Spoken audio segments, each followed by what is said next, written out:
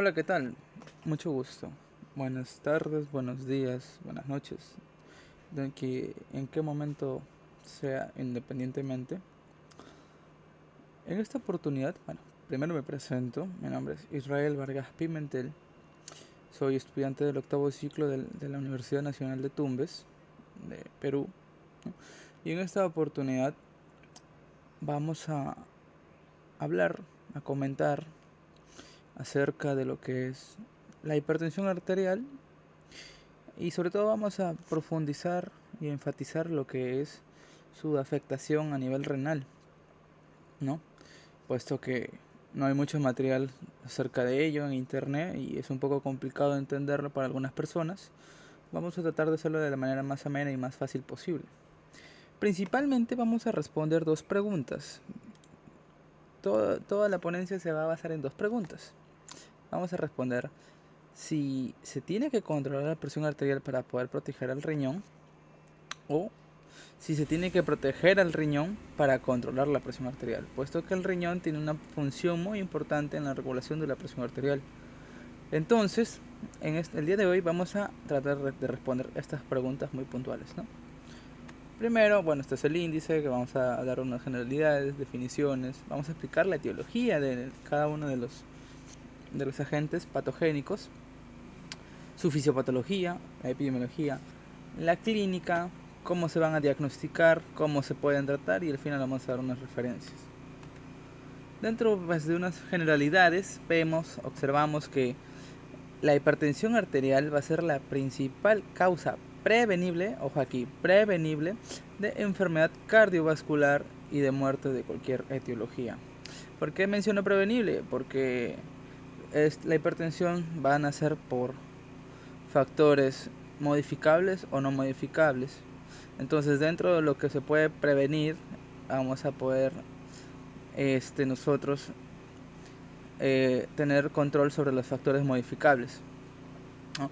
Principalmente va a afectar a nivel sistémico, enfocándose más en el corazón y en la vasculatura, ¿no? Y puede dañar a cualquier tipo de órgano, eh, y pues causar cualquier muerte de cualquier etiología, como ya se ha mencionado. Va a ser la patología crónica más vista dentro de todo el nivel de atención primaria. Y puesto como ya he mencionado que tiene etiologías tanto por factores modificables o no modificables, va a tener múltiples factores asociados detrás a ella, por los cuales se va a formar. Ya entrando un poco más en lo que son datos sobre la enfermedad renal crónica, pues observamos que la hipertensión arterial va a ser la segunda causa de enfermedad renal crónica terminal, o sea, la de último grado, solo después de la diabetes mellitus, que es la primera, y adelante de la glomerulonefritis, ¿no? Entonces tenemos primero diabetes, luego hipertensión y después glomerulonefritis. La hipertensión va a generar el 50% de los casos de infarto agudo de miocardio y alrededor del 60% de accidentes cerebrovasculares, principalmente de origen isquémico. Va a empeorar los hemorrágicos, pero los que generan son de origen isquémico. Genera también casi un tercio de los eventos cardiovasculares. Y lo que quiero que se centren en esta frasecita de aquí, que aquí prácticamente se va a resumir toda la conversación que vamos a tener hoy, toda la ponencia, es que cuando hay un aumento sostenido en el tiempo de la presión intraglomerular, que a su vez viene acompañada con una proteinuria, estos dos van a ser factores predisponentes, factores etiológicos, factores que en su génesis van a formar hipertensión arterial y lo que es injuria renal aguda, que a su vez también va a empeorar la hipertensión arterial, y la hipertensión arterial empeora la injuria renal, y así se vuelve en un círculo vicioso. Y también observamos que a medida que van pasando las etapas de enfermedad renal crónica, o los grados, los estadios, mientras más estadios tenga el paciente, más más en estadio peor esté, va aumentando el porcentaje, la probabilidad que tenga de tener hipertensión. Tanto pues que ya en los últimos niveles, el 90% de los pacientes con enfermedad renal crónica van a ser sí o sí hipertensos. Entonces, observamos que la hipertensión se va a asociar cuando ya tienen mayor a 140 milímetros de mercurio, se va a asociar a enfermedades isquémicas en el corazón, lo primero. Luego va con eventos isquémicos, como hemos mencionado, con el ACV, ¿no? O infartos y en algún otro órgano, como vamos a ver más adelante, también en el riñón pueden haber infartos, o dentro del mismo corazón. Eventos hemorrágicos, como también el ACV hemorrágico, que lo va a empeorar. Otros tipos de enfermedades cardiovasculares. Y una vez que terminamos ya con las afecciones cardíacas y vasculares, de cajón, ahí nomás viene la enfermedad renal crónica. Entonces véanse pues que está estrechamente relacionado el daño renal con la enfermedad, con la hipertensión. Y observamos que dentro de las diferentes patologías que hay que afectan al parénquima renal, están asociados también la hipertensión, puesto que en el casi el 70% de los pacientes jóvenes que han padecido de glomerulonefritis tienen hipertensión arterial asociada, igual que en nefropatías por inmunocomplejos, en el 30% de los casos, en pacientes con nefritis intersticiales hasta un 25% de los casos, y en enfermedad poliquística, y observamos que va a empeorar la nefropatía diabética, la hipertensión, y también va a generar hipertensión ya en el 75% de los casos dentro de los adultos mayores. Entonces, una vez entendidas estas generalidades, vamos a hablar acerca de las definiciones, porque primero pues hemos brindado algunos datos muy generales de lo que causa la hipertensión a nivel sistémico y a nivel renal, pero no sabemos qué es lo que es. Entonces, la hipertensión arterial va a ser sencillamente una presión arterial superior a 140 milímetros de mercurio. Pues la presión arterial va a ser la fuerza con la que las arterias impulsan a la sangre que pasa por ellas, por su luz, ¿no? Entonces, cuando esta fuerza se ve aumentada por diferentes etiologías como reducción de la luz, del lumen, va a aumentar la presión. Es como una manguera, cuando le aprieta sale el agua con más fuerza, ¿verdad? Igual es en este caso. Entonces, cuando ya estas personas tienen su presión mayor a 140/90 milímetros de mercurio, se le podría ya empezar a pensar que son hipertensos, pero todavía no, porque se les tiene que tamizar, puesto que llega el paciente así que se siente mal, que a algunos les duele la cabeza, se sienten mareados, ¿no? Y van a la consulta con el doctor, y el doctor les hace una medición. Entonces, en este caso tienen que ser de 2 a 3 mediciones de la presión arterial en eventos diferentes, ¿no? Puede ser, llega el paciente, se le mide la presión, luego en medio de la conversación se le vuelve a medir, y al final de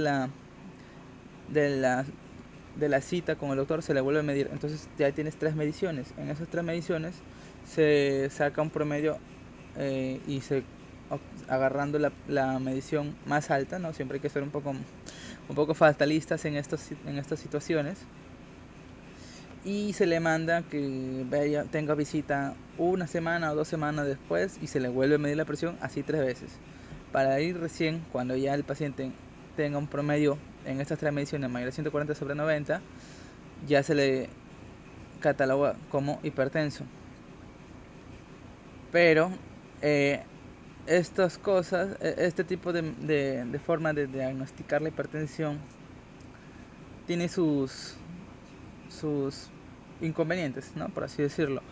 puesto que a veces hay pacientes que tienen hipertensión de bata blanca, o sea, dentro de la consulta se ponen nerviosos, no el simple hecho de estar en un ambiente médico y estar con el doctor, se ponen nerviosos y se les sube la presión arterial, pero luego en su casa no son hipertensos. O también hay una hipertensión enmascarada, que es cuando va el paciente a la consulta, no es hipertenso, pero luego llega a su casa y sí, se siente mal, se le sube la presión, principalmente en la noche, ¿no? Entonces para eso, para ayudar al diagnóstico, se han creado dos tipos de ayudas, ¿no? Como es el monitoreo ambulatorio de la presión arterial, conocido como MAPA, y la automedición de la presión arterial domiciliaria, o el AMPA. Entonces, observamos pues que en el MAPA ya disminuye lo que es el promedio de medición, puesto que en el MAPA, para que una persona sea catalogada hipertensa, tiene que tener mayor a 130/80. ¿Pero por qué? Porque el MAPA mide dos tipos la presión en dos momentos. Bueno, lo mide alrededor del día, pero lo divide en dos momentos. El promedio diurno, en el que el paciente, para que sea catalogado como hipertenso, debería tener mayor a 135/85 milímetros de mercurio. Y el momento nocturno, el promedio nocturno, en el que el paciente debería tener mayor a 120 o sobre 70 milímetros de mercurio. ¿Pero por qué? Porque hay un fenómeno conocido como tipping, en el que la presión suele disminuir de en torno a un 10 a 15% en las noches. Entonces, es por eso que disminuye la presión para poder diagnosticar hipertensión en el MAPA. Y en el AMPA se le solicita al paciente que tenga un familiar o alguna enfermera que les pueda ayudar a medir su presión en 7 días diferentes, haciéndole preferiblemente de 7 a 4 mediciones al día, y se saca un promedio. Entonces ya se tiene 28 mediciones de la presión, porque son 7 días, de 28 a 21. Se saca un promedio y el paciente debería tener la presión mayor a 135/85 milímetros de mercurio, para poder recién tamizarlo como hipertenso. Pero, ¿por qué 140/90? Puesto que la guía, la Sociedad Americana del Corazón, ¿no? y también el Colegio Americano de Cardiología, en el 2017 sacaron su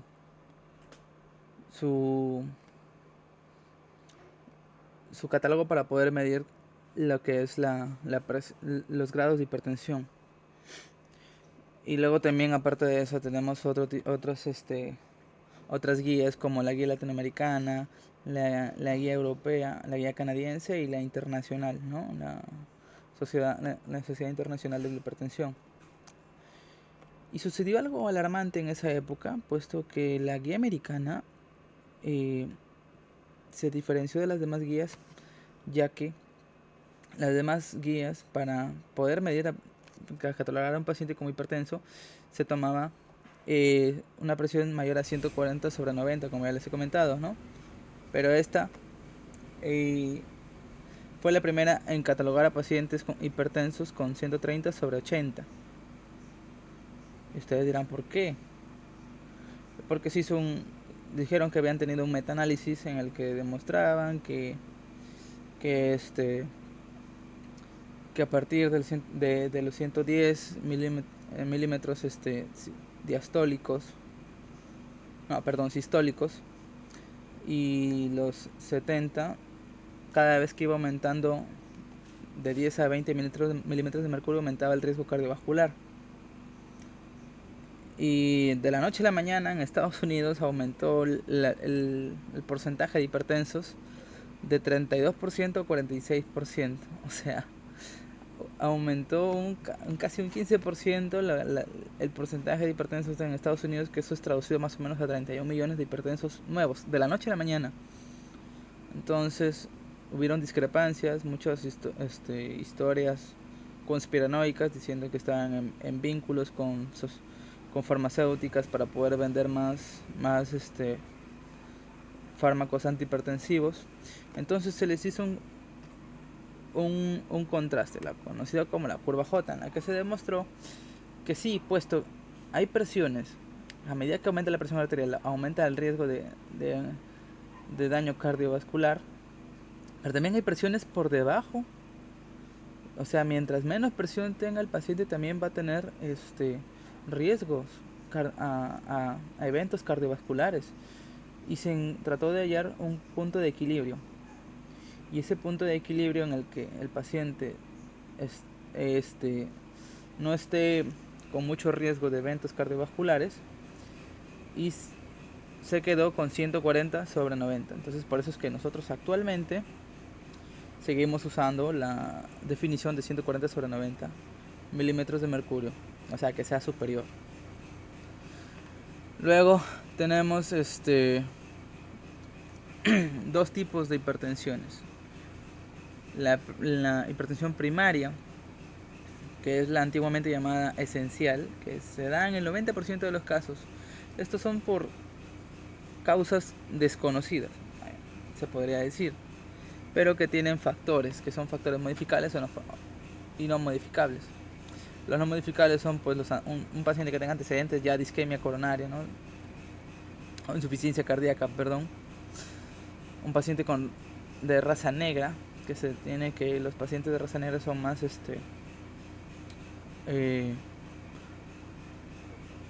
tienen mayor sensibilidad al sodio, y mientras más años tenga, obviamente un señor, mayor va a ser su riesgo de tener hipertensión. Entonces, y también hay factores modificables, como la nemotecnia que les presento aquí, que es el FIDEDO, ¿no? Para un paciente fumador, cuando una persona fuma, se va a generar un estado de hipoxia tisular, y va a empezar a haber un montón de cascadas inflamatorias que dañan lo que es la vasculatura, sobre todo la vasculatura terminal, y puede desencadenar hipertensión.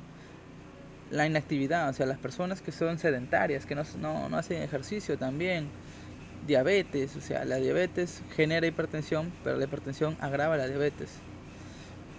Unas personas que tienen bastante estrés psicológico, no sé, tienen deudas, tienen hijos que mantener, no pueden pensar en otra cosa más que en las cosas que tienen pendientes. Las dietas altas en sodio, como vamos a ver cómo afecta el sodio a la hipertensión más adelante, y este factor, que es un factor muy, podemos decir, el factor de oro para poder reducir el riesgo de hipertensión, puesto que se ha demostrado que si una persona, a medida que va bajando de peso, va bajando su presión en milímetros de mercurio. Tanto es así que si una persona baja 10 kilos, su presión arterial media baja de 10 milímetros de mercurio. Y luego tenemos lo que es la hipertensión secundaria, que es ya con una incidencia mucho menor, ¿no? En el 10% de los casos, en el que la hipertensión es generada por un evento dentro de lo que viene a ser la vasculatura o los riñones, los centros que regulan la presión. Entonces, de cajón, cuando se piensa en hipertensión secundaria, que es de inicio brusco, o se dan jóvenes o personas muy mayores, se puede pensar en descartar estenosis renal, ¿no? A nivel renal, estenosis renal. A nivel endocrino, pacientes con síndrome de Cushing, sobre todo mujeres, que tienen consumos de anticonceptivos orales, también de corticoides. El síndrome de Cushing se puede dar secundario o consumo de corticoides y por ende causa también hipertensión, hipotiroidismo primario, hipotiroidismo y hiperaldosteronismo primario, cuando hay una super secreción, estimulación de síntesis de aldosterona, ¿no? Que vamos a ver más adelante la aldosterona qué efectos tiene en la presión, la coartación de la aorta, personas por ejemplo con síndrome de Marfan, en personas con insomnio que tienen el síndrome de apnea obstructiva del sueño, puesto que esos pacientes que son los que roncan mucho cuando duermen, no dejan dormir a los demás, y cuando despiertan tienen una cascada de actividad simpática a través de las catecolaminas que van a hacer sufrir al corazón y posiblemente por el tiempo generar una hipertensión. El consumo de estimulantes, digamos, el Red Bull, ¿no? Energizantes que actúan a nivel neurológico, y también por fármacos, ¿no? Como ya lo mencionaba, los corticoides, los AINES también, que aumentan la presión, ¿no? Entonces, vemos aquí que después, aparte de eso, tenemos hipertensión arterial aislada, en el que se da mayormente en personas ancianas, en los que hay una aterosclerosis de la aorta. Entonces, la aorta va a tener un efecto pulsátil dentro de la presión. La sístole pues expulsa la sangre, ¿no? Vemos que la sístole expulsa la sangre y la diástole es como que la envía al corazón. Y la aorta va a tener un efecto pulsátil que cuando se va a aterosclerosar va a reducir lo que es la presión diastólica y va a aumentar la sistólica. Entonces por eso observamos que hay personas con presión arterial, principalmente mayorcitos, que tienen la presión sistólica mayor a 190 y la presión diastólica menor a 90. Esta es la presión arterial aislada. Puede dar en ancianos que tienen aterosclerosis de la aorta y calcificación también vascular. Y la resistente, que es cuando una persona tiene una presión arterial mayor a 130 sobre 80, a pesar de que ya consume tres fármacos antihipertensivos diferentes, incluido un diurético. Y también hay otra peor, que es cuando consume 4 fármacos antihipertensivos que incluyen diurético y que incluyen un ahorrador de potasio como espironolactona. Entonces, este tipo de personas son los que son llamados resistentes al tratamiento. A nivel sistémico, la hipertensión va a dañar órganos blancos, como vemos aquí sus complicaciones. A nivel cardíaco, pues es donde más ataca. Puede generar una hipertrofia del ventículo izquierdo, insuficiencia cardíaca congestiva. Es el mayor factor causante de infartos agudos de miocardio, causante de las arritmias por fibrilación auricular, aneurisma de la aorta, aterosclerosis, como ya lo mencioné, insuficiencia arterial periférica y estenosis de la arteria carótida. No, se va a reducir la arteria carótida y va a generar daños a nivel neurológico. Y hablando de nivel neurológico, en el cerebro vemos que es va a causar accidentes cerebrovasculares mayormente de carácter isquémico que hemorrágico. Pero como ya lo mencioné, también una vez que se tiene un ACV hemorrágico producto de un golpe, digamos, también empeora, ¿no? Producto de un traumatismo. A nivel renal, que es lo que nos vamos a centrar el día de hoy, va a generar nefroesclerosis. El riñón se va a poner se va como a arrugar, se va a poner como una pasita, ¿no? Una pasa, y va a perder, se va a atrofiar, se va a volver más chiquito. Y a medida que va empeorando la nefroesclerosis, esto deriva en enfermedad renal crónica. Y a nivel ocular, va a generar daños en 4 niveles. Los primeros 2 niveles son asintomáticos, puesto en que el que va a haber una reducción del calibre de las arteriolas de las arteriolas oculares, y va a haber cruces arteriovenosos. Ya en el 3 va a haber exudados algodonosos y hemorrágicos, y en el nivel 4 va a haber la famosa papiledema, ¿no? O edema de papila, ¿no? Valga la redundancia. Que esto se asocia básicamente con la hipertensión, antiguamente llamada hipertensión maligna, que es pacientes que ya llegan ya con a la consulta con crisis hipertensivas. Muy bien. Estos son las afecciones que a nivel sistémico, a nivel de órganos que tiene la hipertensión. Entonces, vamos a hablar acerca de la hipertogenia. ¿Cuáles son los factores que desencadenan la hipertensión? Hemos visto que hay hipertensión arterial primaria y secundaria. La primaria tiene un 90% de los casos y la secundaria el 10%.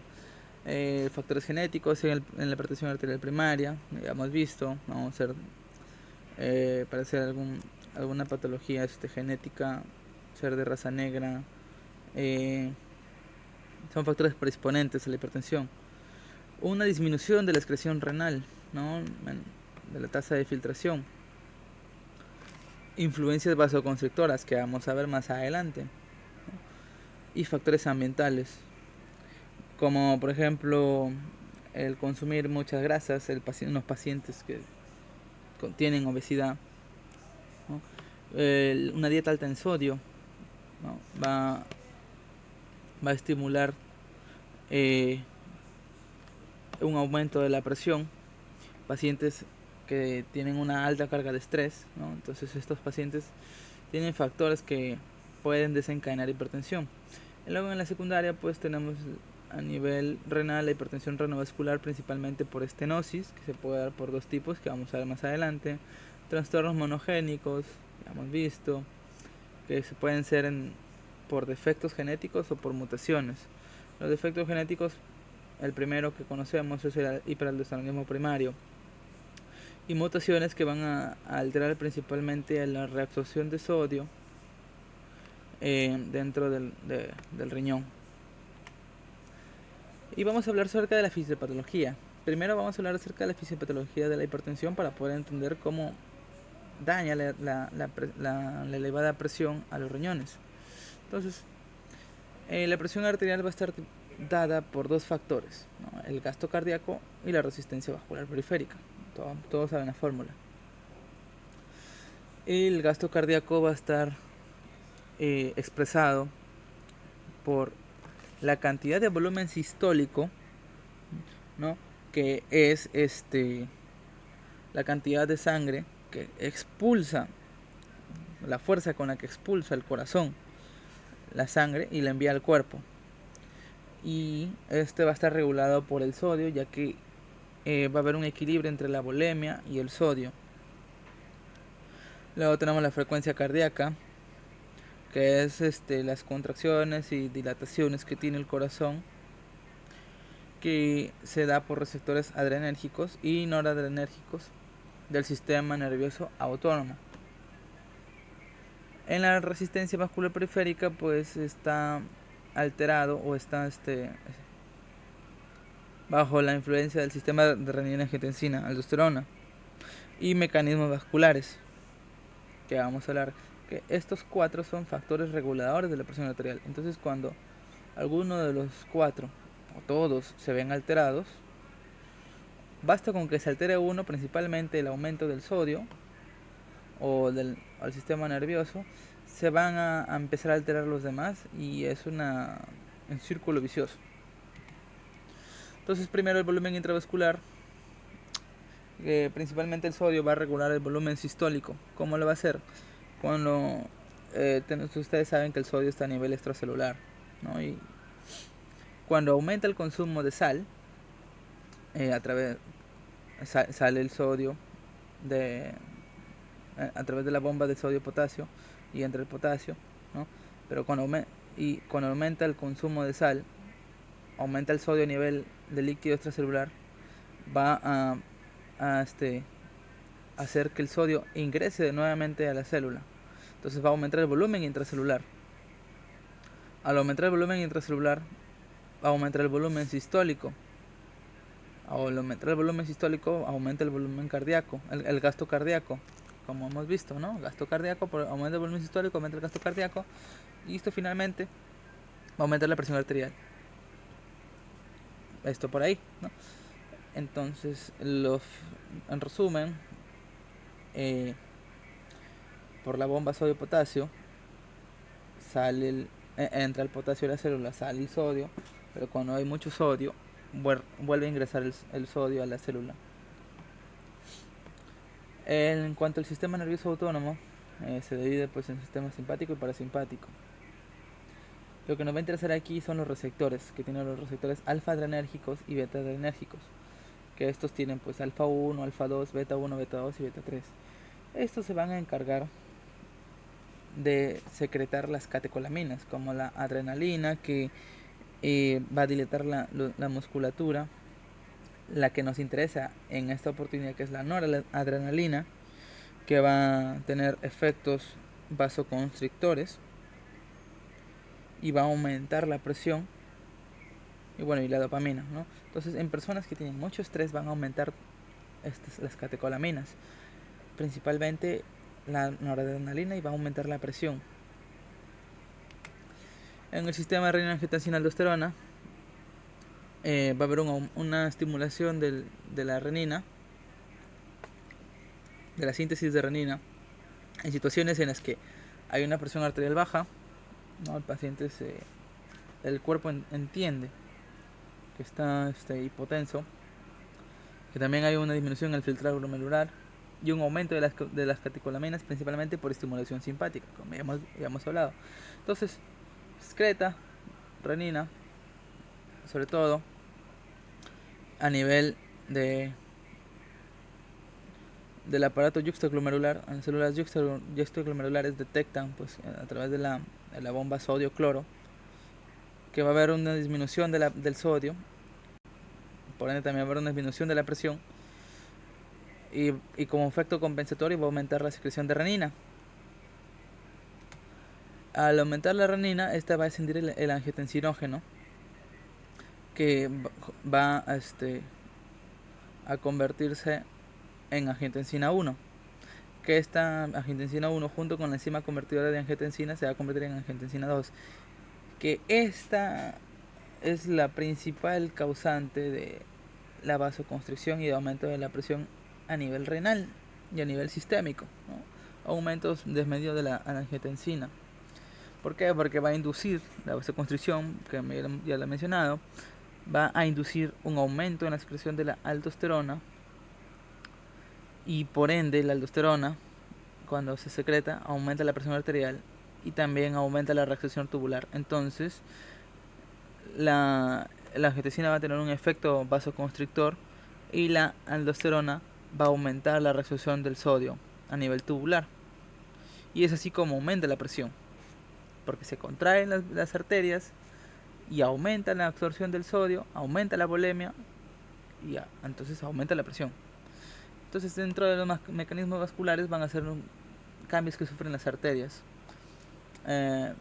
Observamos aquí una arteria bonita, ¿no? Una arteria normal con sus capas.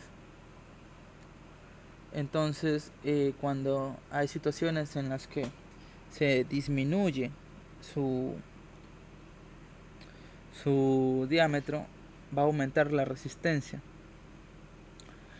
principalmente por arteriosclerosis hialina y arteriosclerosis hiperplásica. Esto sucede en la hialina, en la arteriosclerosis hialina, porque va a haber un aumento de los depósitos de proteínas. Entonces la pared, observamos aquí un momentito, como la pared se va a engrosar. Al engrosarse la pared por depósito de proteínas, va a haber una disminución del lumen, ¿no? Y por ende la sangre va a pasar con mayor dificultad a través de las arterias. Esto más que en las arterias, la arteriosclerosis hialina se da en las arteriolas. Y luego también hay arteriosclerosis hiperplásica, que esto va a desencadenar en la aterosclerosis, ¿no? puesto que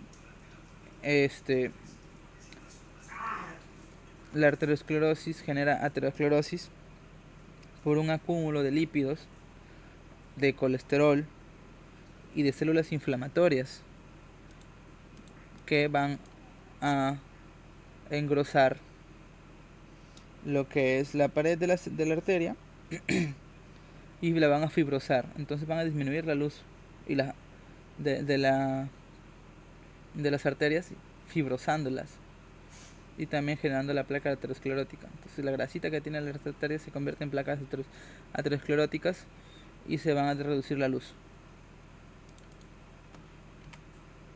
¿no? Bueno, esta imagen es para profundizar lo que había hablado del sistema renina-angiotensina-aldosterona.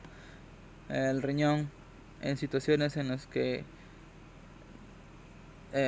hay una hipoperfusión renal, ¿no? Baja la presión, baja el sodio. En el aparato juxtaglomerular se va a sintetizar la renina. Esta renina se va a unir al angiotensinógeno que viene principalmente del riñón y la va a escindir y va a generar la angiotensina 1. Esta angiotensina 1 va a unirse a la enzima convertidora de angiotensina que sale de los pulmones o del endotelio renal y va a generar angiotensina 2. La angiotensina 2 entiende que es como si entendiera que ha sido sintetizada, ha sido creada porque hay presión baja. Y lo que busca es aumentarla, aumentando que la actividad simpática, aumentando la reabsorción de sodio y cloro y excretando potasio. Estos pacientes van a tener hipocalemia y reteniendo el agua. También a nivel de la corteza suprarrenal, ¿no? En su porción glomerular, va a aumentar la secreción de aldosterona, que también aumenta lo que es la reabsorción del sodio. A nivel de las arteriolas va a generar vasoconstricción para poder así aumentar la presión. También en la glándula pituitaria, en la parte posterior, va a estimular la síntesis de la hormona antidiurética para poder en el túbulo colector reabsorber el agua. Y así es como funciona el sistema renina-angiotensina-aldosterona. Bueno, esto es un resumen que les he mencionado acerca de la presión arterial, cuáles son sus factores y cómo desencadena la hipertensión, ¿no? Tenemos la resistencia vascular periférica y el gasto cardíaco, ¿no? No, el gasto cardíaco que va a tener su volumen sistólico y la frecuencia cardíaca, que va a estar dado por estimulación simpática, ¿no? Y parasimpática, y la resistencia vascular periférica a través del sistema renina-angiotensina-aldosterona, y así como hemos visto. Entonces, una vez entendiendo esto de aquí, vamos a ver la fisiopatología desde un punto de vista ya renal, ¿no? Ya entendemos cuál es la génesis de la hipertensión. Vamos a ver a nivel netamente renal cómo es que actúa. Entonces, vamos primero a observar. Tenemos 3 momentos en los que la hipertensión causa daño renal, en lo que el riñón causa la hipertensión, y ya cuando hay enfermedad renal crónica como causa hipertensión. Entonces, en lo que es el riñón causante de hipertensión, tenemos por la hipertensión primaria. Se va a dar por tres mecanismos principales. Va a haber una alteración en el manejo renal de sodio y agua, una vasoconstricción arterial periférica y alteraciones en la pared vascular. Entonces, Vamos a revisar cada uno de los 3 mecanismos para poder entender cómo es que la presión arterial va a dañar los riñones. El primero es cuando se altera el manejo renal de sodio y agua. Vemos que el sodio se va a filtrar libre a través del glomérulo y se va a reabsorber el 65% en el túbulo contorneado proximal, 25% en el asa de Henle, 6% en el túbulo contorneado distal y 4% en el túbulo conector, y se va a reabsorber a través de las bombas sodio y potasio, disminuyendo lo que es el sodio dentro de la célula, porque hay un gradiente positivo, hay un aumento del gradiente, entonces se reabsorbe el sodio a través del lumen tubular. En los pacientes con hipertensión se va a desplazar la curva presión-natriuresis hacia la derecha. ¿Eso qué quiere decir? Vamos a observar aquí la curva. Esta curvita de aquí nos va a indicar en casos en los que hay una ingesta normal de sal, ingesta alta de sal, cuánta presión se necesita para poder expulsar sodio y también para expulsar agua. Entonces vemos que mientras hay una ingesta normal de sal, se va a necesitar menos presión para poder expulsar el sodio, pero cuando aumenta, al haber más sodio en la sangre, se va a necesitar de mayor presión para poder expulsar el mismo sodio. Y así es como se explica la curva en la presión natriuresis. Entonces se va a desplazar hacia la derecha esta curva, por ende se va a necesitar de mayor presión para poder expulsar el sodio.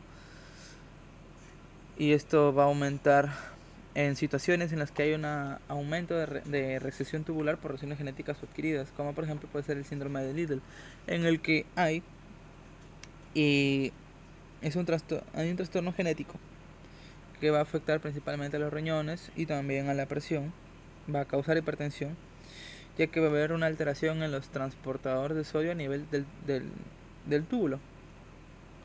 Esto va a generar pues, un aumento en la reabsorción tubular de agua y sodio, y también por ende, como se reabsorbe el sodio, se expulsa el potasio, va a haber hipocalemia.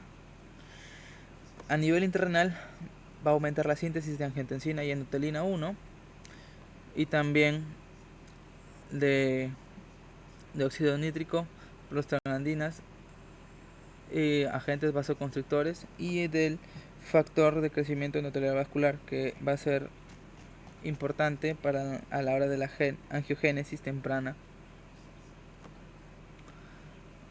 o sea, la formación de nuevos vasos o de tejido vascular. Dentro de la vasoconstricción arterial, a nivel renal van a haber estímulos vasodilatadores y vasoconstrictores.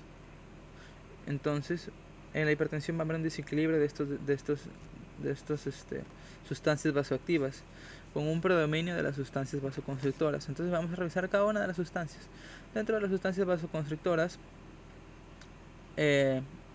a través del sistema de renina, angiotensina y aldosterona, bueno, esto como parte del tratamiento, cuando se bloquea este sistema, se va a desplazar la presión natriuresis hacia la izquierda, puesto que se va a necesitar menor presión para expulsar el sodio. ¿Entendido?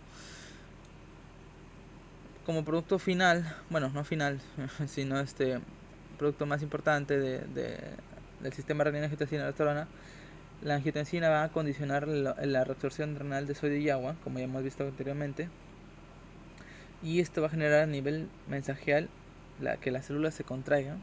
De las células mesangiales va a haber una disminución del filtrado glomerular, un aumento de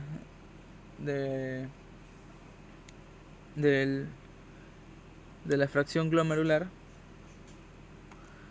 una disminución de la presión capilar peritubular y presión intersticial renal. Entonces va a disminuir el filtrado glomerular y también va a disminuir la presión en los capilares peritubulares, ¿no? Y también en el intersticio renal va a haber un aumento en la síntesis de aldosterona que va a tener su función en reabsorber el sodio en el túbulo contornado distal y el túbulo colector por la bomba ATPasa, sodio, por la bomba de sodio-potasio ATPasa. Entre los estímulos simpáticos, hemos visto que en las catecolaminas van a aumentar la reabsorción de sodio por efecto en el túbulo renal, y a su vez, sobre todo la noradrenalina va a activar el sistema renal angiotensina aldosterona. La endotelina 1 va a tener dos receptores, el ETA y el ETA-B, en el nivel renal. Estos receptores, cuando la endotelina se une a ellos, en el ETA va a disminuir el filtrado glomerular, la filtración glomerular, y va a aumentar la reabsorción de sodio y también la presión. Pero cuando se une en el ETA-B va a inhibir la reabsorción de sodio a nivel del túbulo colector y va a disminuir la presión. Entonces, para que haya hipertensión, la endotelina se va a unir mayormente a los receptores ETA. Lo que son las especies reactivas de oxígeno, como pueden ser los radicales libres de NOM superóxido, radical hidroxilo y el peróxido de hidrógeno, también conocido como agua oxigenada. Estos cuando hay un aumento de los radicales libres del sodio, de oxígeno, perdón, va a haber un aumento en la presión porque se va a disminuir el filtrado glomerular y va a aumentar la reabsorción de sodio y la resistencia vascular renal. Entonces, estos son los estímulos que constriñen las arterias renales, principalmente la arteria aferente, ¿no? Y también las que son anteriores a ellas, como arteria renal, bueno, ese es el caso de estenosis, interlobares, arcuatas y interlobulillares. Luego, los estímulos vasodilatadores, para compensar la síntesis de estímulos vasoconstrictores, se van a sintetizar principalmente el óxido nítrico y las prostaglandinas. El óxido nítrico va a ser un vasodilatador porque actúa a nivel del guanilinato ciclasa y se va a convertir en GMP cíclico. Este GMP cíclico va a disminuir la resistencia vascular renal, ya que inhibe la angiotensina,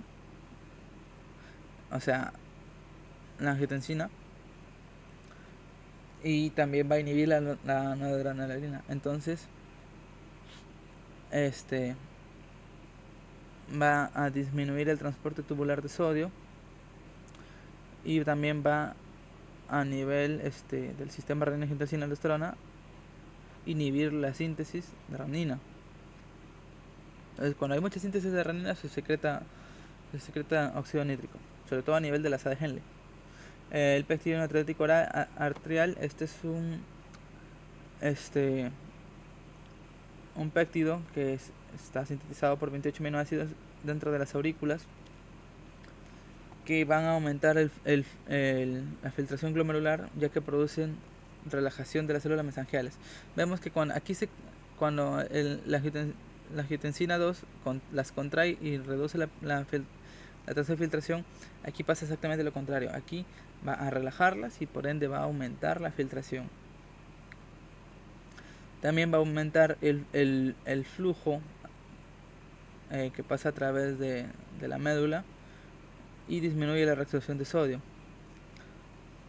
También disminuye lo que es, al igual que el óxido nítrico, la liberación de renina, y como no va a haber renina, obviamente no se va a activar el sistema renina angiotensina aldosterona, y finalmente también va a inhibir la síntesis de aldosterona.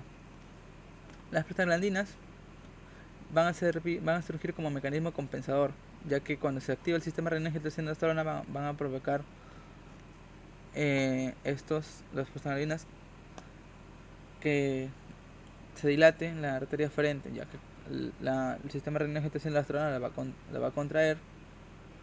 Cuando se contrae mucho, como mecanismo compensador salen las prostaglandinas y inhiben el transporte tubular de sodio. lo que es el factor de crecimiento endotelial vascular va a ser un estímulo vasodilatador, ya que va a inhibir la síntesis o va a disminuir la síntesis de endotelina, que es vasoconstrictor. También va a ayudar a que se sintetice más óxido nítrico y por ende va a ayudar a que se a la natriuresis, va a estimular a la natriuresis. Entonces estos son los estímulos vasoconstrictores y vasodilatadores. Esto es un esquema resumen de lo que he hablado, ¿no? Esto es como una balanza que está en equilibrio. Entonces, cuando aumentan los estímulos vasoconstrictores, va a aumentar la recepción renal de sodio y agua.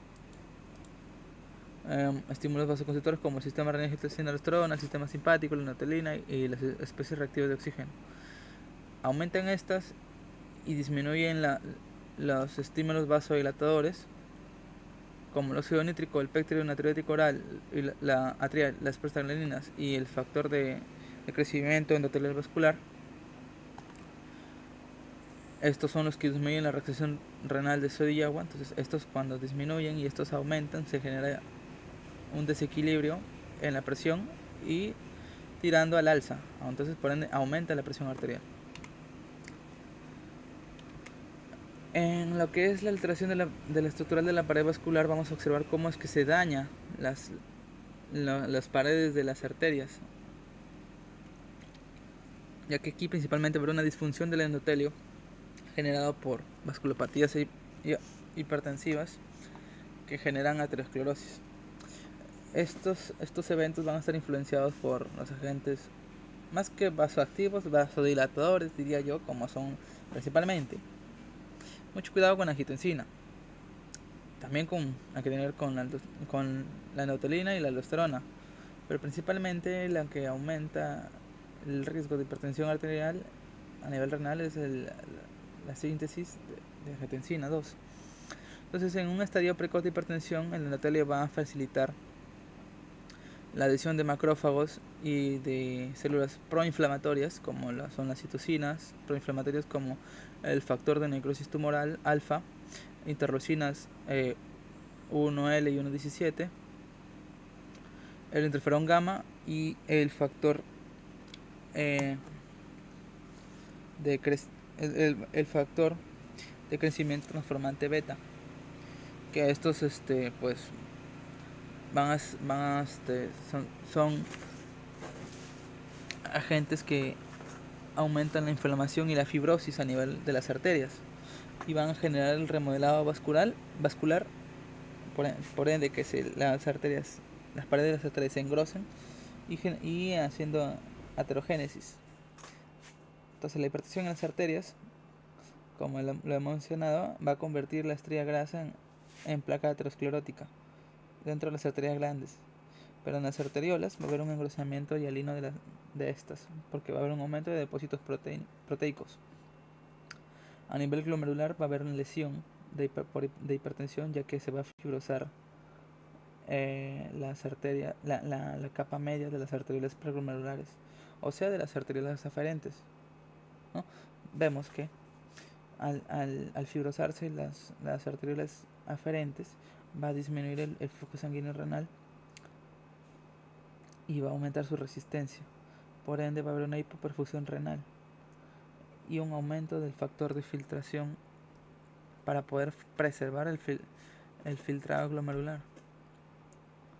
Esto va a alterar la curva de la presión natriuresis, principalmente enviándola hacia la derecha.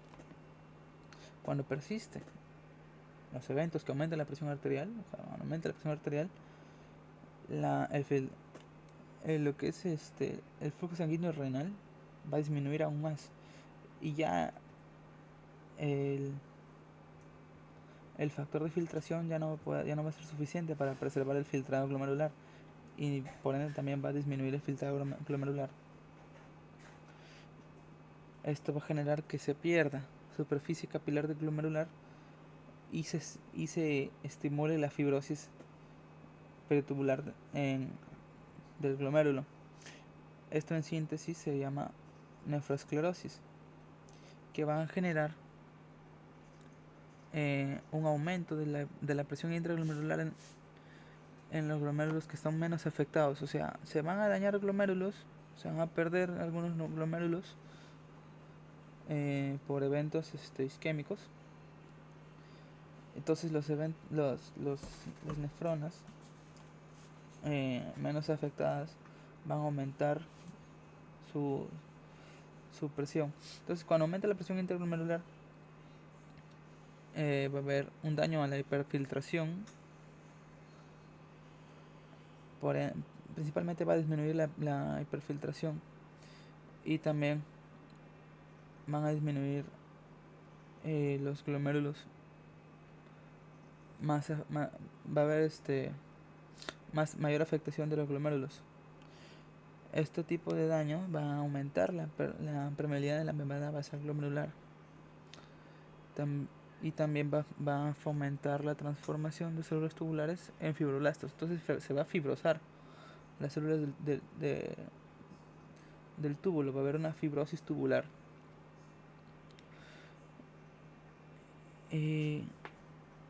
Al aumentar la permeabilidad en la membrana basal glomerular, va a desencadenar lo que se conoce como proteinuria, ya que van a pasar proteínas de mayor peso molecular, ya que, digamos así, la barrera que los protegía y no permitía que salgan las proteínas a través de la orina se ha ensanchado, y proteínas más grandes van a poder pasar, y principalmente la albúmina, que es la que nos va a ayudar en el diagnóstico a medir el daño renal, junto con la tasa de filtración. Cuando aumenta la albúmina en la orina y disminuye la tasa de filtración, ahí se va a poder detectar el grado de la enfermedad renal. Entonces, la proteinuria va a haber, aparte de la transformación de las células tubulares en fibroblastos, va a esclerosar aún más el glomérulo, y como le mencioné, va a haber una fibrosis en el túbulo. Y esto va a perder más glomérulos y nefronas, y va a aumentar más la fibrosis a través del túbulo, y va a aumentar más la nefrosclerosis, que va a finalmente desencadenar en lesiones ateroscleróticas, engrosamiento de la media de arterias periglomerulares, se va a fibrosar la íntima va a haber hialinosis y glomerulosclerosis. Entonces, cuando todo este círculo vicioso se va retroalimentando, se van perdiendo más nefronas, se va aumentando más la presión, se va aumentando más la permeabilidad, se va perdiendo más proteínas, se va aumentando más lo que es las lesiones fibróticas y escleróticas a nivel renal. Entonces ya hay un daño renal, una injuria renal, que cuando persiste en el tiempo, todo esto es como una rueda que sigue girando y sigue girando, ya da enfermedad renal crónica.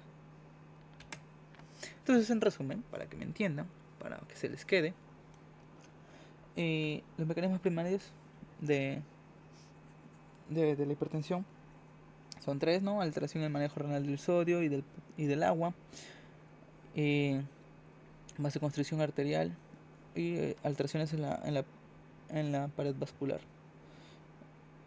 Va a haber, en lo que es el manejo renal, una mayor reabsorción del sodio y agua, que se va a sumar ya que cuando va a haber una vasoconstricción va a haber un aumento en la presión intraglomerular y una disminución de la tasa de filtración, y se va a sumar junto con, ya que hay lesiones en la pared estructural vascular que generan una disfunción en el endotelio, que a su vez van a generar lesiones glomerulares que ya hemos visto, que desencadenan en esclerosis del glomérulo, fibrosis intersticial del túbulo, y también el túbulo se va a atrofiar. Esto va a dar a lo que es injuria renal aguda, que finalmente con el tiempo se forma en enfermedad renal crónica.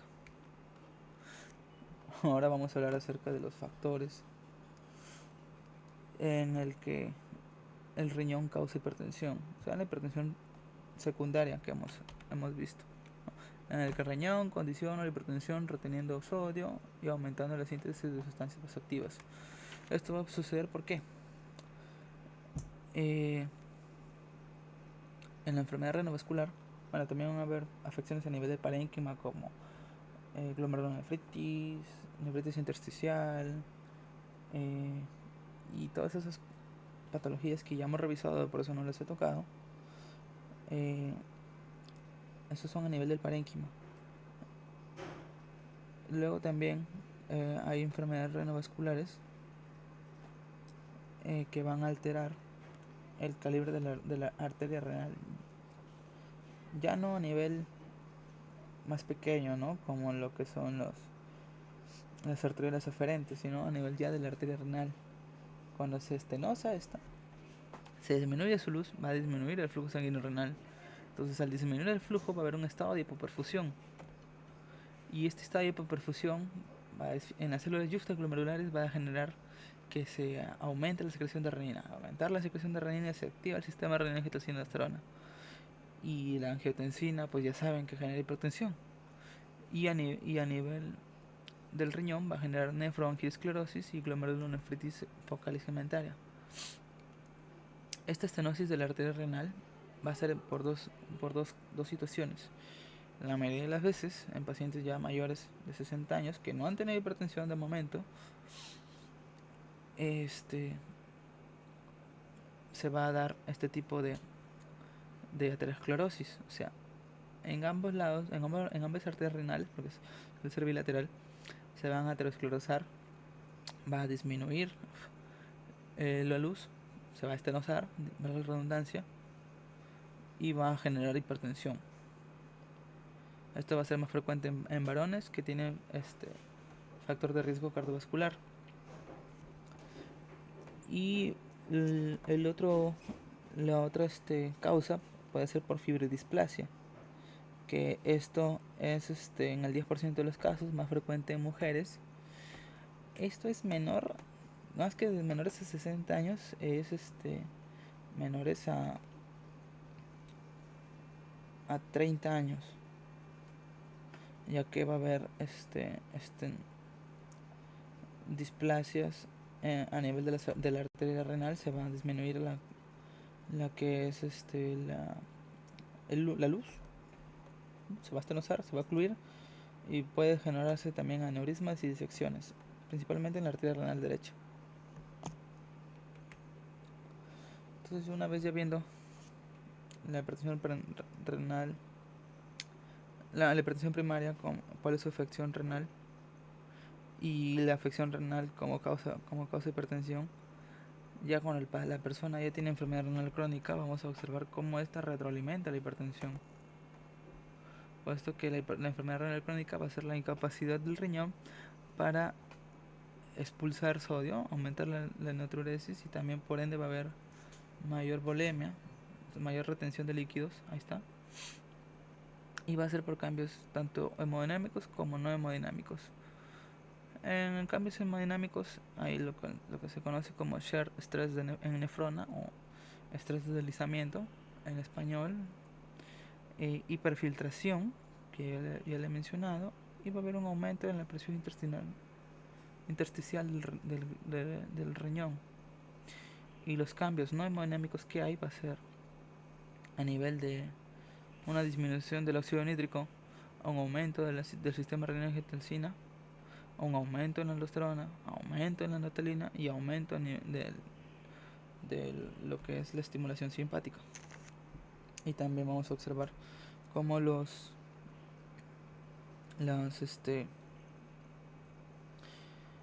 ácidos grasos poliinsaturados y las prostaglandinas van a verse afectados en la enfermedad renal crónica.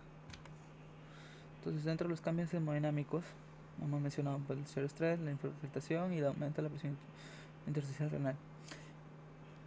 El estrés de deslizamiento en nefrona se va a dar bajo en condiciones en las que ya se perdió nefronas por glomerulosclerosis, ¿no? Por ende va a aumentar la filtración glomerular y aumenta el flujo luminar de la nefrona para poder disminuir la natriuresis. ya que como van a perderse nefronas, el resto de nefronas tienen que aumentar su trabajo para poder suplir las que no están y poder bajar la cantidad de sodio. Esto va a aumentar la hipertensión y el daño renal. Principalmente, dentro de la enfermedad renal crónica, a nivel de la sal de Henle se va a secretar óxido nítrico y radical libre de especie de sodio, la especie reactiva de sodio, como es el superóxido. En condiciones normales se secretan en ambos, de acuerdo a la situación, ¿no? Cuando hay mucha vasodilatación se secreta superóxido. Cuando hay mucha vasoconstricción se secreta óxido nítrico. Pero ya en la enfermedad renal crónica va a haber una disminución en la síntesis de óxido nítrico y un aumento del superóxido, lo que va a causar un aumento en la reabsorción de sodio a nivel de la sal de Henle, que también va a aumentar a disminuir la natriuresis y también va a fomentar el daño renal y la hipertensión. La hiperfiltración y un aumento de la presión intersticial renal van a comenzar con un aumento en la presión interglomerular, que se va a dar por culpa de que se pierde el diámetro de la arteria aferente, aquí debería decir, ¿no? Va a haber una disminución del diámetro y por ende va a haber un aumento de la presión interglomerular que aumenta la filtración de sustancias como la albúmina, el factor transformante, el factor de crecimiento transformante beta, ácidos grasos y marcadores proinflamatorios que a nivel glomerular y luminal van a generar daño. Entonces, como pasa la albúmina, va a generar albuminuria a través de la orina, sale de la orina, y va a estar asociado a un aumento en el consumo de sal, también a la hiperglucemia en pacientes diabéticos y a un aumento en el consumo de proteínas, ¿no? En el consumo de aminoácidos. Entonces, regresando a los marcadores inflamatorios, como dañan el glomérulo y la luz, a nivel del glomérulo van a generar toxicidad de la matriz mesangial. Esto va a aumentar la hiperfiltración, va a aumentar la inflamación, fibrosis, también aumenta la esclerosis glomerular, que ya son cositas que ya hemos hablado, ¿no? A nivel luminal van a activar segundos mensajeros que, pues ya hemos visto, van a reducir la luz y aumentar la presión y el daño renal. Dentro de los cambios no hemodinámicos, va a haber una disminución de la producción de óxido nítrico, producto de que va a haber menos masa renal funcionante, ¿no? Ya que va a haber pérdida de nefronas. Esto va a aumentar la síntesis de angiotensina y en situaciones de enfermedad renal crónica, la angiotensina también va a haber sobresíntesis de lo que es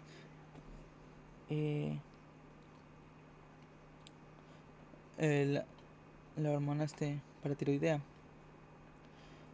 Va a aumentar la uremia en el cuerpo, va a haber un estado urémico que incluso puede generar muchos daños a nivel sistémico, como la encefalopatía urémica, y va a haber una déficit de calcitriol. Entonces, la disminución del óxido nítrico va a promover un estado antinetriurético, va a aumentar el tono, va a aumentar por ende también la fibrosis y la atrofia tubular. Y esto, en resumidas cuentas, va a aumentar la hipertensión. Cuando vemos el siguiente, el sistema renina-angiotensina, va a haber una persistencia de secreción de renina, por ende también de angiotensina 2. Y a nivel de la sal de Henle va a haber un aumento en la reabsorción del sodio. y una disfunción del endotelio por las actividades profibróticas que tiene la angiotensina, que ya hemos comentado. Por ende, va a haber una proteinuria, nefritis intersticial, glomerulonefritis, fibrosis y atrofia del túbulo, que también empeoran y la hipertensión y también la enfermedad renal crónica. Por ende, como va a haber una sobreactivación del sistema renina-angiotensina, también va a haber sobreactivación de aldosterona, sobresíntesis, perdón. Entonces la aldosterona se va a encontrar aumentada, va a aumentar la reabsorción de sodio, que vemos que es lo que causa la aldosterona, y también va a aumentar la fibrosis y va a hipertrofiar el intersticio renal. La luteolina también se va a encontrar aumentada y va a estar estimulada por el aumento en la síntesis de angiotensina, que va a generar también por hipoxia tisular prolongada, como hemos visto en pacientes fumadores, y una inflamación crónica persistente y daño vascular. Esto va a inducir, bueno, aquí me olvidé de ponerle las flechitas, pero va a aumentar la vasoconstricción renal, disminuir el flujo plasmático, el filtrado glomerular también, aumentar la liberación de superóxidos, disminuir el óxido nítrico y aumentar los genes proinflamatorios, que a su vez van a disminuir la función renal y aumentar el deterioro renal y la hipertensión, ¿no? Y por ende también la enfermedad renal crónica. Los estímulos simpáticos en un paciente ya con enfermedad renal crónica, la actividad simpática va a empeorar el deterioro renal, por ende va a haber una sobresíntesis de noradrenalina que va a vasoconstruir a nivel renal y va a aumentar la reabsorción de sodio a nivel de túbulo contorneado proximal y del nefrón distal. También va a haber un aumento en la resistencia vascular renal y a la larga aumenta la presión y también la enfermedad renal crónica. En cuanto a lo que es los ácidos grasos poliinsaturados y las prostaglandinas, va a haber un desbalance, un desequilibrio del metabolismo de las prostaglandinas y principalmente de los poliinsaturados. El omega 3 va a haber una disminución, entonces va a haber una inflamación y fibrosis del intersticio, un aumento de la resistencia vascular periférica y de la agregabilidad plaquetaria. Entonces, lo que son los ácidos grasos poliinsaturados, al disminuir va a aumentar lo que es los lípidos, el colesterol malo que se le llama, y va a generar la placa aterosclerótica y va a empezar la disfunción arterial, que a la larga también genera hipertensión y daña agrava la enfermedad renal crónica. Entonces, esto es un resumen de lo que ya les he hablado, ¿no? Entonces, estos son los factores relacionados a una génesis de la hipertensión arterial en pacientes que ya tienen enfermedad renal crónica. Van a pasar tres cosas. El paciente con enfermedad renal crónica va a tener sus nefronas disminuidas, va a tener daño en el parénquima y va a haber un aumento en la uremia. ¿Por qué? En el aumento de la uremia, porque va a haber un aumento en la paratormona, va a haber daño endotelial, sobreestimulación del sistema nervioso simpático y calcificaciones vasculares. Esto va a generar mayor rigidez por efectos proinflamatorios de las arterias, que aumenta la resistencia vascular periférica, y también el sistema nervioso simpático activa el sistema renina-angiotensina, aldosterona, que vasoconstriñe a las arterias y también aumenta la resistencia vascular periférica. Y en la masa de nefronas reducidas va a haber un descenso en el filtrado glomerular, por ende va a haber una retención de sodio porque se reabsorbe. Al reabsorberse el sodio se va a aumentar la volemia, que esta volemia aumenta el gasto cardíaco, y entonces cuando aumenta el gasto cardíaco y aumenta la resistencia vascular periférica, ¡pum!, aumenta la presión arterial. Muy bien. En cuanto a la epidemiología, se estima actualmente que hay 1.280 millones de personas que están entre los 30 y 79 años que debutan con hipertensión arterial. De estas personas, 2/3 viven en países subdesarrollados, como Perú, como Colombia, ¿no? Y casi la mitad de estas personas eh, desconoce que tiene hipertensión. Y de los que ya saben que tienen hipertensión diagnosticada, se trata al 42%, o sea, uno de cada tres. Se diagnostica y se trata al 42% de los adultos que padecen hipertensión. Espérate.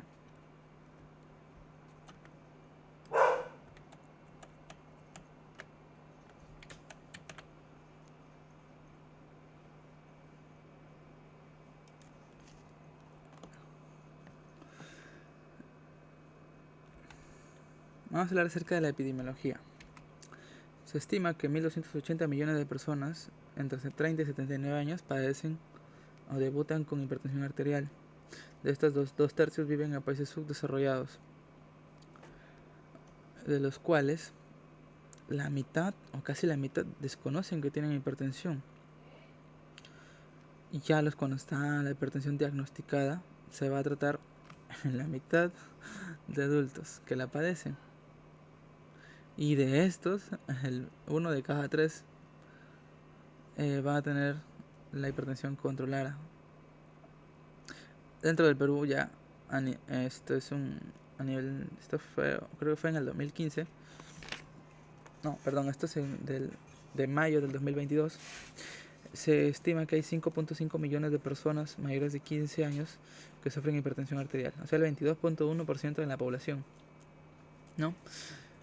A nivel mundial vemos que la prevalencia de hipertensión en hombres es mayormente del 30 al 32%, ¿no? Un 30 al 33%. Y en mujeres más o menos ronda por ahí entre 32 a 34%. Esto es a nivel en un estudio que hubo en el 2010. A nivel ya de los daños el daño que causa la hipertensión, ya hemos visto este gráfico, cómo son las afecciones que causa, ¿no? A nivel del corazón, de las arterias y del riñón. Observamos que una incidencia acumulativa de la presión aumentada va a aumentar la probabilidad de padecer enfermedad renal crónica a través de los años. Esto fue en un estudio de cohorte. Vemos que en pacientes que tienen la presión mayor a 140 sobre 90, a medida que van pasando los años van teniendo mayor probabilidad de padecer enfermedad renal crónica, ¿no? Incluso ya a los 6 años tienen un 50% de probabilidades de padecer enfermedad renal crónica. Pero cuando se controla la presión, este riesgo va disminuyendo. Y observamos que se disminuye casi a la mitad, ¿no? Con pacientes que tienen ya la presión entre 120, 130 o menor a 120. Va disminuyendo el riesgo, la probabilidad de tener enfermedad renal crónica a través de los años. Y es por eso que es importante controlar la presión en estos pacientes, para disminuir el daño renal, frenarlo. Cuando la clínica, tenemos la nefroesclerosis, que ya sabemos, ¿no?, que es una enfermedad renal secundaria a la hipertensión, en la que se va a reducir el lumen de las arterias eferentes por llanulosis, que va a producir una vasoconstricción, ya que se pierde la luz, que aumenta la presión intramedular, aumenta la permeabilidad en la membrana basal glomerular, que genera proteinuria. Al final va a haber isquemia glomerular, fibrosis intersticial, atrofia del túbulo, y después ya hay injuria renal aguda. Bueno, aquí debería decir aquí con I normal, hipertensión arterial y enfermedad renal crónica. Dentro de la clínica, pues Esto es una etapa mayormente asintomática, ¿no? El paciente casi no va a tener manifestaciones que nos ayuden al diagnóstico, ¿no? Pero sí hay hallazgos clínicos como un paciente mayor a 60 años que tenga una hipertensión de larga evolución que ha sido mal tratada, un paciente ya con hipertrofia del ventrículo izquierdo, pacientes que presenten nicturia o liguria, ¿no? Ya que aumentan su orina en la noche, ¿no? Y disminuyes la cantidad de orina que expulsan. Va a haber una retención de líquidos, por lo que se puede ver edema a nivel de los pies, una proteinuria inferior a 0.5 o 1 gramo por 24 horas, pero observamos que esto ya es una proteinuria dentro de los rangos normales. Esto ya está muy aumentado porque las proteinurias normales de 150 miligramos al día. Entonces, esto, bueno, es aumentado, ¿no? Pero ya en lo que es la enfermedad renal crónica no es tan aumentado, digamos. Va a haber un aumento en la fatiga y la debilidad porque el riñón produce eritropoyetina que aumenta, estimula la formación de glóbulos rojos, y al estar disminuido va a haber anemia, hiporexia y falta hiporexia por falta de apetito y pérdida de peso que no se puede explicar, y en algunos casos, poco raros, va a haber dolor en la zona lumbar. Esto ya es en nefroesclerosis avanzadas. Y observamos cómo se ve, ¿no? Aquí el riñón todo esclerótico, chiquito, ¿no? Disminuye su volumen porque pierde nefronas. Y vemos, ¿no? Cómo se ve dañado. Dentro de la enfermedad renal crónica van a ser, su definición es que son anormalidades en la estructura y la función del riñón, que tienen una duración mayor a 3 meses y que implica afecciones en la salud, ¿no? ¿Esto se da por qué? Porque hay principalmente dos factores que nos van a ayudar a conocerlo, ¿no? Tenemos los marcadores de daño renal, en el que pacientes van a tener albuminuria, ¿no? Mayor a 30 miligramos al día de la excreción de albúmina. También van a haber, entre otras cosas, anormalidades en el sedimento urinario, anormalidades hidroelectrolíticas secundarias a los trastornos tubulares,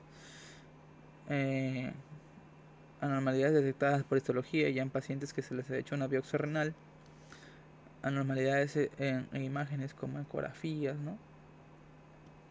Y sí o sí en un antecedente de un trasplante renal. Luego hay otros factores, la disminución de la tasa de filtración glomerular, puesto que una filtración glomerular menor a 60 mililitros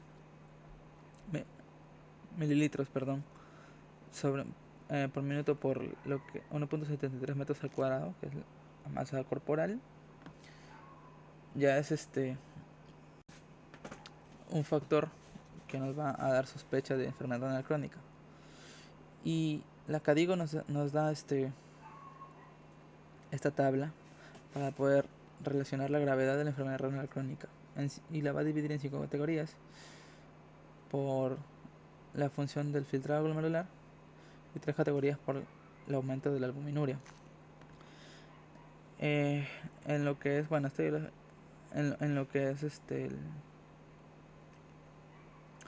el filtrado glomerular, ya lo más catastrófico es el G5, en el que va a haber una disminución del filtrado glomerular de 15 mililitros por minuto, y hay fallo renal. Y en la albuminuria, el A3, en el que ya en la orina se expulsan hasta 3 gramos de albúmina en la orina al día.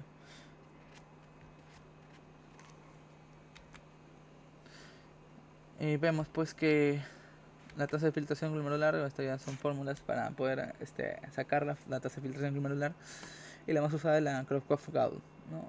Y es la que más nos va a ayudar en la práctica clínica, ya que es la que más tenemos en la mano, ya que en el hospital casi siempre hay exámenes de orina y vamos a poder observar la creatinina.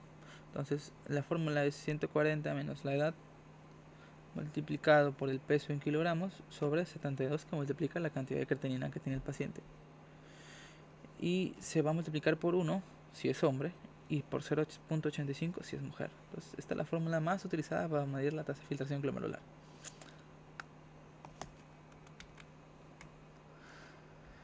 Dentro de las manifestaciones, ya hay manifestaciones a nivel sistémico de la enfermedad renal crónica, pero las que puedo destacar que se relacionan con la hipertensión, pues la misma hipertensión, insuficiencia cardíaca, angina de pecho, pacientes que pueden tener trastornos electrolíticos y de eso base, como va a haber hiperfosfatemia, ¿no? Hipocalcemia, principalmente hipocalcemia, hiponatremia también van de la mano. Entonces al haber hiponatremia va a haber hiperpotasemia.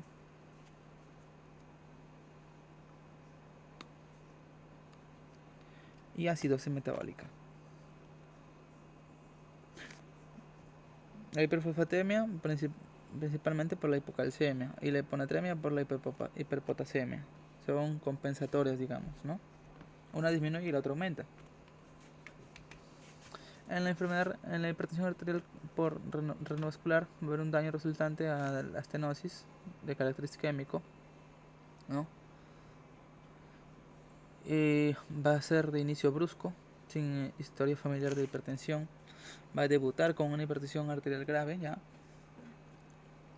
Por ejemplo, en personas mayores de 55 años que llegan a la consulta con crisis hipertensivas, la presión volando por mayor de 180 sobre 120, ya tienen a nivel ocular tienen papiledema y todas las afecciones, ¿no? Daño de órgano blanco, y va a ser una hipertensión de difícil control. Se les dan 3, 4 antihipertensivos y no se les controla bien la presión. Se sospecha de hipertensión renovascular en estos casos. Mujeres, bueno, aquí dice 50 años, pero ya lo hemos mencionado, menores a 30 años y hombres mayores a 60 años con vasculopatía periférica. Se sospecha en estos casos también. Y va a haber un deterioro en la función renal o caída de 50, estos son milímetros, mililitros sobre minuto. Y aquí estaba mal, espérate, lo corrijo. Milímetros sobre minuto de filtrado glomerular a la administración de YECAS o ARA2. Va a haber dos tipos de hipertensión renovascular, como ya le mencioné, la fibrodiplásica y la arteriosclerótica, ¿no? La fibrodiplásica principalmente va a ser en mujeres que no tienen riesgo cardiovascular, y en aterosclerótica va a ser en personas mayores con deterioro en la función renal y que tienen episodios de crisis hipertensivas, ¿no? Esto ya lo mismo que he mencionado. El diagnóstico de la enfermedad renal crónica es complejo, puesto que se puede dar por historia clínica, a la expresión física. En la historia clínica, pues, sintomatología asociada a nicturia, poliuria, polidixia, tisuria, o también en casos en los que hay hematuria, puesto que como aumenta la permeabilidad vascular, hasta glóbulos rojos pueden salir. Enfermedades sistémicas, exposición a tóxicos renales e infecciones tóxicos renales, como por ejemplo el gadolino, que vamos a ver más adelante. Antecedentes familiares de enfermedad renal. En la exploración física se tiene que medir los valores antropométricos. Bueno, hay que tener cuidado con personas pues que son obesas, ¿no? Factor de riesgo. Eh, Malformaciones o trastornos en el desarrollo. Se tiene que medir la presión, un examen de fondo de ojo también, exploración cardiovascular de tórax. A nivel renal se tiene que hacer una palpación para buscar masas en la zona lumbar. En hombres hacer el examen de próstata en caso haya hiperplasia prostática benigna que eh, a la aumente la disuria y la poliuria, ¿no? Que disminuya lo que es la excreción de orina. Y a nivel de las extremidades, los signos de edema. Va a haber alteraciones en el sedimento urinario, ¿no? Se pueden haber hematíes dismórficos o cilíndricos, estos en casos de glomerulonefritis proliferativas o vasculitis. Cilindros leucocitarios en casos de pielonefritis o nefritis intersticial. Alteraciones lipídicas en patologías proteinúricas, células tubulares renales, cilindros glandulares o serios va a haber en casos de lesiones renales. Se tiene que ver también los parámetros bioquímicos asociados a enfermedad renal crónica, como puede ser la anemia, por que he mencionado, la disminución de la eritropoyetina, el metabolismo de minerales como el calcio, que aquí va a haber hipocalcemia, el fósforo que va a haber hiperfosfatemia, la paratormona, que también va a ser aumentada ya que va a haber una disminución de la vitamina D, ¿no?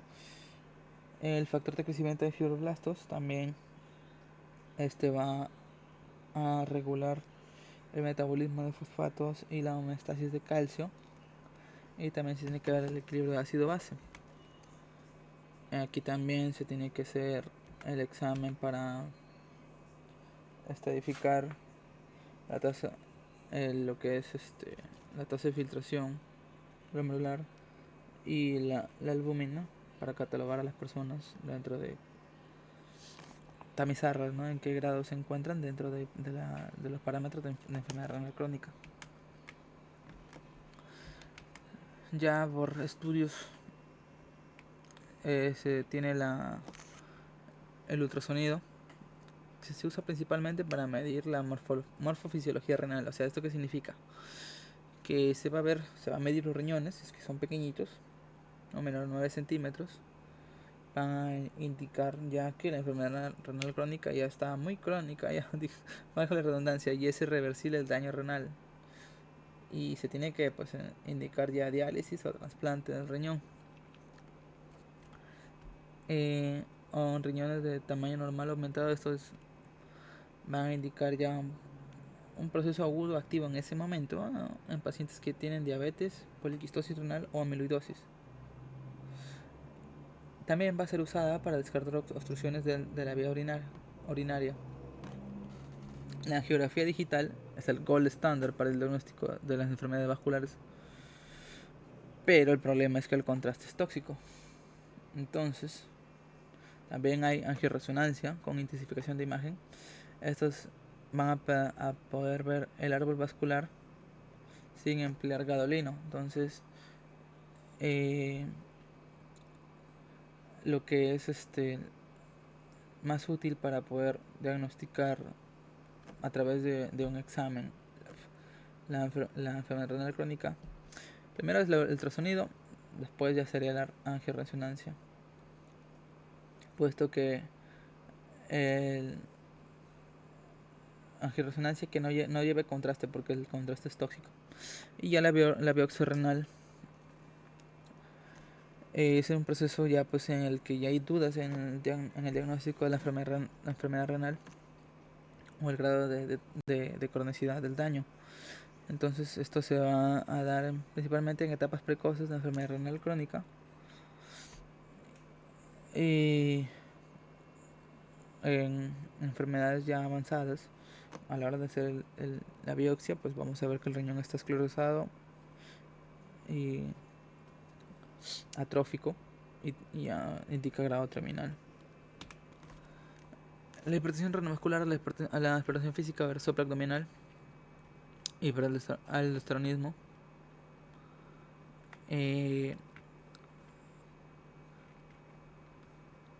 asimetría en tamaño y funcionamiento del riñón, ¿no? O sea, el riñón pues va a estar prácticamente del tamaño normal, pero no va a funcionar bien.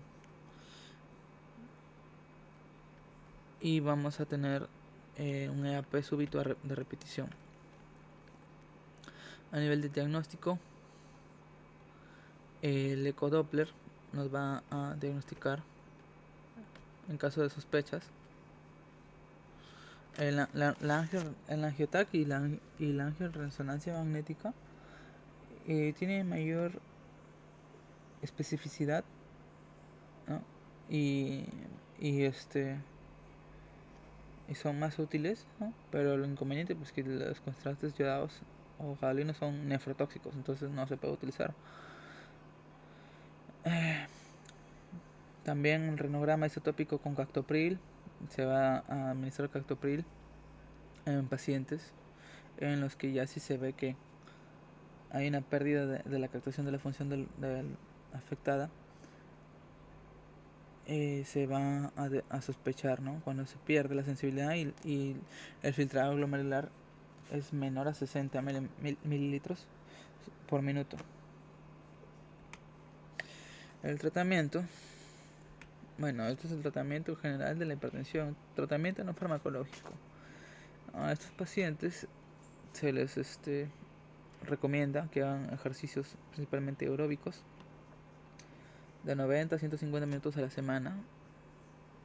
Esto va a reducir de 5 a 8 milímetros de mercurio la presión. Va a reducir el riesgo de daño renal. La dieta DASH, ¿no? Una dieta rica en frutas, vegetales, ¿no? Baja en sodio. Reduce en 11 milímetros de mercurio la tensión. La pérdida de peso, que ya le he mencionado, ¿no? Aquí principalmente es 1 kilo de pérdida de peso, reduce un milímetro de mercurio. Restricción, una dieta baja en sodio, ¿no? También. Una dieta alta en potasio, pero sí hay que tener cuidado porque puede haber hipercalcemia y el paciente le da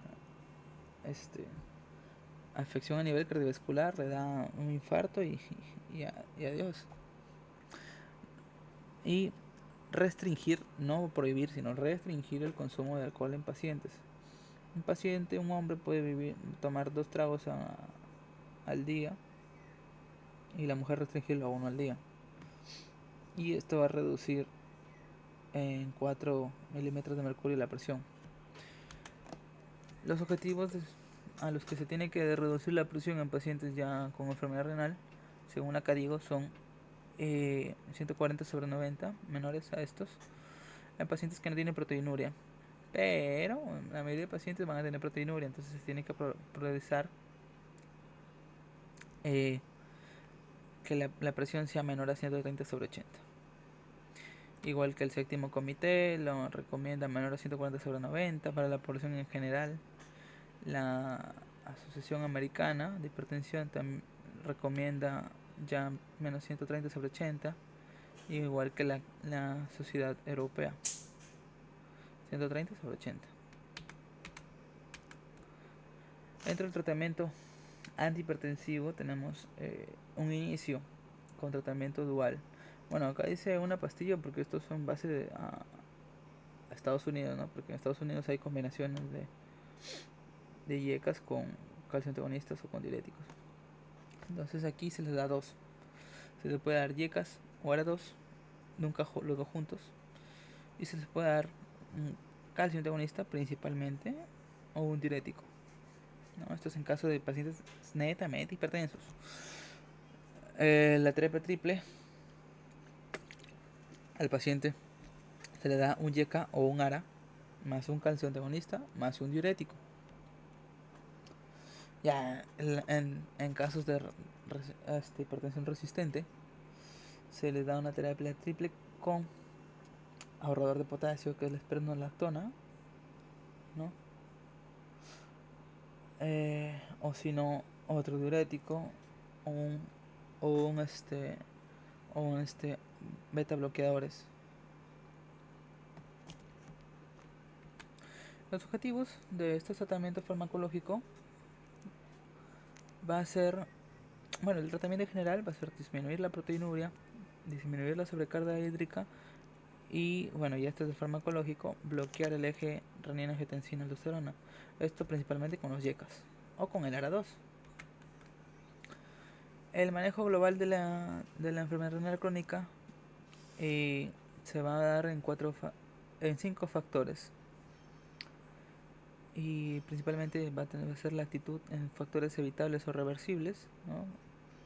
Prevenir o retrasar la progresión de la hipertensión, de la enfermedad renal crónica, tratar las complicaciones inherentes a la enfermedad renal, prevenir la nefrotoxicidad y en casos en los que ya el paciente esté muy grave, tenga enfermedad renal crónica terminal, hay que prepararlo para el trasplante renal, si es que se puede, ¿no? Si es que hay un riñón donado para el paciente. Entonces, en la actitud ante factores evitables o reversibles, hay que prevenir que se baje el volumen. ¿Por qué? Por causas de uso excesivo de diuréticos o pacientes que han perdido mucho líquido por vómitos o diarreas. Entonces, estos hay que prevenir la deshidratación. En casos de obstrucción, para eso se le realiza el tacto rectal y el ultrasonido para ver si tiene hiperplasia o tiene sonda o nefrostomía. También los trastornos metabólicos se tienen que prevenir la hipernatremia, la hipercalemia, acidosis metabólica y la hipercalcemia. En caso de infecciones, ya un paciente pues que tenga sonda vesical, cuando se mantiene por tiempo prolongado, se le puede infectar por por este por bacterias oportunistas. Agentes diagnósticos nefrotóxicos, como ya la mencioné antes, el contraste ayudado, el gadolino, o también pacientes que se le va a hacer una colonoscopía, y también evitarse fármacos que pueden aumentar la presión o ajustar la dosis de estos. Caso de los AINES, prohibidos. La digoxina se reduce más la dosis, ya que puede haber intoxicación por digitálicos. Y los aminoglucósidos también, a tener cuidado con estos fármacos. ¿Cómo se define la progresión de la enfermedad renal crónica? Ya aquí pues se va a considerar que una tasa de progresión normal de, de, la, de la tasa de filtración va a ser un descenso a partir de los 40 años de 0.7 a 1 milímetro por minuto al año. Una progresión de daño renal si se presenta un descenso confirmado mayor a 5 milímetros por minuto al año o 10 milímetros por minuto en 5 años. Una progresión acelerada se va a considerar cuando hay una disminución del más del 25% del filtrado glomerular o un descenso sostenido de mayor o igual a 15 mililitros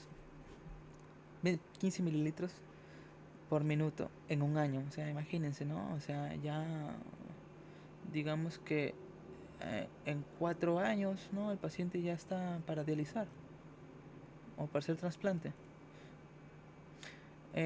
Y respecto al coeficiente de albúmina creatina, se considera un incremento relevante al mayor del 50% de la secreción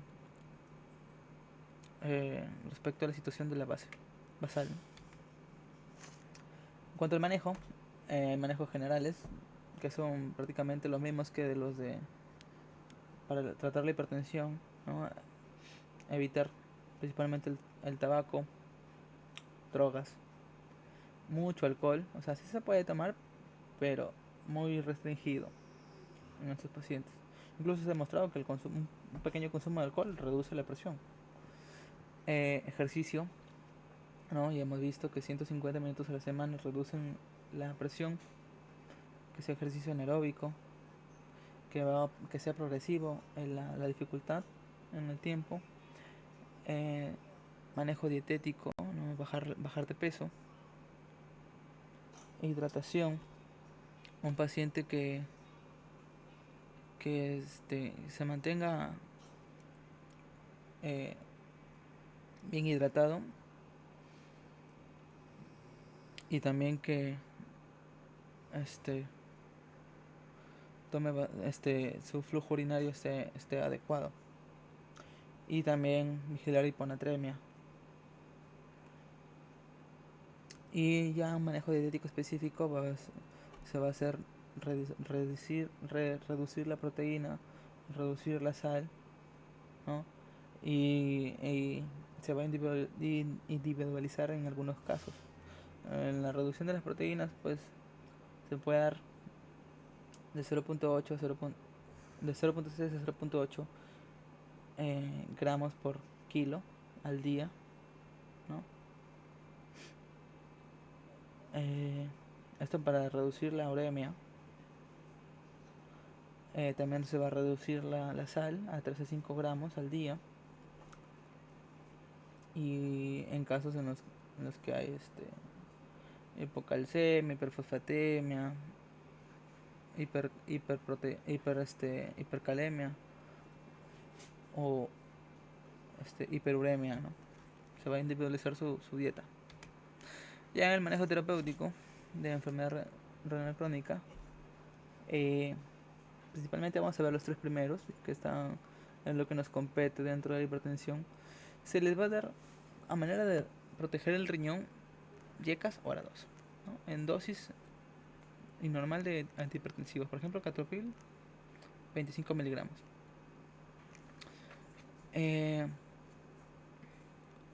Esto va a ser en enfermedad renal crónica proteinúrica, en las que la tasa de filtración glomerular va a ser mayor a 30 miligramos sobre 24 horas, ¿no? Al día. ¿Por qué? Porque en personas que ya tienen la tasa de filtración glomerular menor a 30, ya se les suele indicar, en vez de YECAS, calcio antagonistas. También, si el paciente tiene enfermedad renal crónica pero no tiene proteinuria, sino tiene hipertensión o diabetes, si el paciente tiene insuficiencia cardíaca, hipertrofia del ventrículo izquierdo o cardiopatías isquémicas, entonces lo que va a tratar de hacer los YECAS y el ARA2 va a ser bajar la proteinuria,